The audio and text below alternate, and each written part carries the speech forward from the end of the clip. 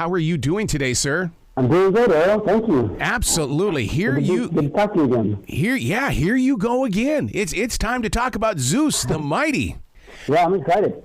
One of the things that you've always done, and I've loved this because my wife is a school teacher, is that you have made a connection with students and you give them reason to have hope for tomorrow. We know that this is a 7-book series, so therefore you're giving them something to look forward to.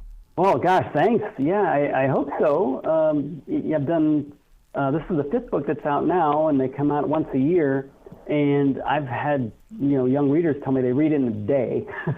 So they can read it, and then they just have to wait 364 days till the next one comes out. But Crispin, it doesn't feel like a year. It really doesn't feel like a year. No, I know. And when I write these books, I finished this book about a year ago, so it's always like I've got to sit down and catch up with where I left off with the characters, because I'm always working on the next book. But that's the fun thing about these characters too, is they're just always they're always moving, they're always in motion. These pet rescue characters who believe they're Greek gods. And even whenever their one adventure ends, they immediately go right into the next adventure. And you don't even need to read these books in order, really, because you can kind of pick up whichever one has a cover that's the most appealing for a young reader, and they can read it and get familiar with the characters right away, get used to the world right away. And then if they like it, they could pick up previous books in the series. Yeah. Where did you get the idea to come up with a tentacled soothsayer? I mean, it's a cool way to just kind of bring something into the story. But I mean, as an adult, I'm still going, oh, my God, it's an octopus. Oh, my God. Well, that's the big challenge with this, because it does take place in a pet rescue center that's the real world. But these animals, I believe, they're in ancient Greece. So I needed the villain in this installment to be a character from the mythology named Proteus, who is a shapeshifter in mythology, can change into any other form, and the only way to get the soothsayer to tell the future is to capture Proteus when he's sleeping. So I had to think, okay, what kind of animal might be at a pet rescue center that can shapeshift? And, having the National Geographic connection, I've written a lot about wildlife and history and animals too. I know that there's an animal called a mimic octopus. It can change in nature. It can change its shape and its texture and its color, and turn into, so it makes itself look like a starfish or a lionfish or various other fish. So I said, this is the perfect candidate to be the villain in this book. We'll make Proteus a mimic octopus, and it can be an animal that's on loan to the pet rescue center. So once I get all of that, my head wrapped around all of that, then I can just write the story and base it off Greek mythology. Part of that story, the illustrations. I love the way that you evenly balance out the illustrations inside this book. Oh, thanks. Yeah, that's a big part of it. Just writing the book is only a small task. Then I collaborate with the artist, who's really great at bringing this world to life, because some of these concepts are kind of hard to explain. And so his illustrations make it kind of take away some of the heavy lifting to have to explain, they're fighting a Hydra monster that in real life is actually a toilet that's stuck on flush. So the artist can go in and kind of combine the two ideas, and and then it's also more appealing to young readers, because in that way it's almost like a graphic novel. As they flip the pages, they could see these characters, and it's not quite a comic book, but it's certainly a fast read. It feels like it sometimes. You use the earthquake in a way because, I mean, especially today, there's a lot of earthquakes today. Kids know that story. Now you've put it into a story. Now they can see how there's a lot to be discovered.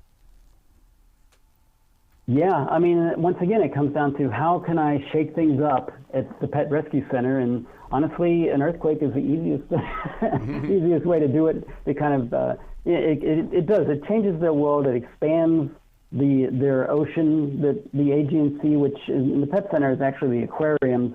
And in this installment, so Zeus gets to spend most of it exploring underwater. And he does that by walking around inside of a little hamster ball that's attached to an air supply, like a little dive helmet.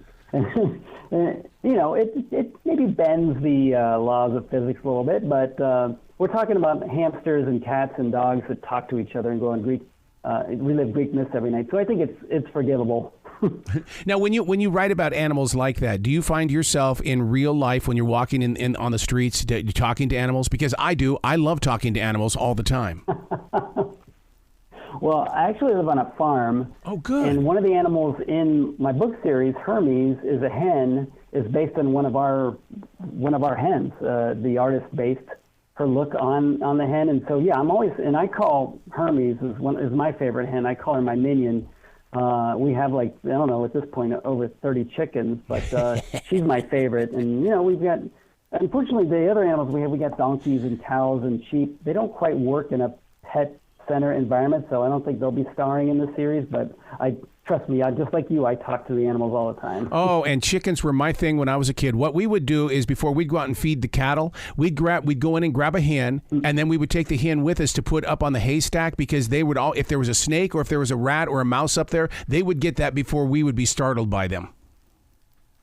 That's awesome. That's a great idea. Yeah, that's one of the things I love about them is they will eat the scary insects and the stinging insects and the rats and all of that, or scare them away. When I actually, not too much of a side, but when I lived in Mexico, we had chickens, and I would put a chicken on my shoulder, and they would eat all the mosquitoes that would fly near me. They were kind of like mosquito force field. Yeah, I mean, and even in this forest that I live here, we've got chickens, and someone's got a rooster. So it's fun to be walking through the forest and you hear that rooster making its sounds. I mean, there's such a story with chickens, and I just love the fact that you love chickens as well. Oh yeah, and I had to put one into the series. Backyard chicken is such a push and a phenomenon right now. So many people are into chickens, especially when the prices of eggs went up. Yeah. That I think a lot of people now can relate to seeing a hen in a pet rescue center, because why not? There's just like having any other bird, and this one might make you breakfast. Are you going to turn this into a podcast series in the way where you can do episodes that are 35, 40 minutes long so you can have many episodes? Or are you going to do something? Because, I mean, it's like, I love the fact that this is book number 5, but it's like, okay, now I want to see it in action. Well, gosh, yeah.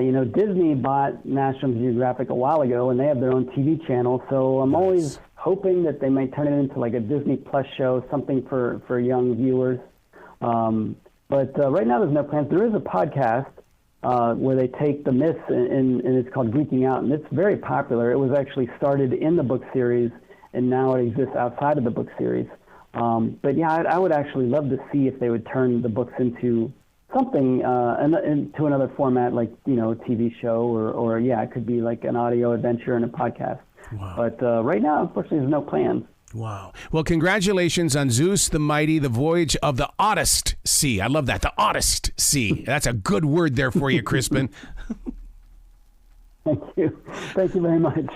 Please come back to this show. The door is always going to be open for you, dude.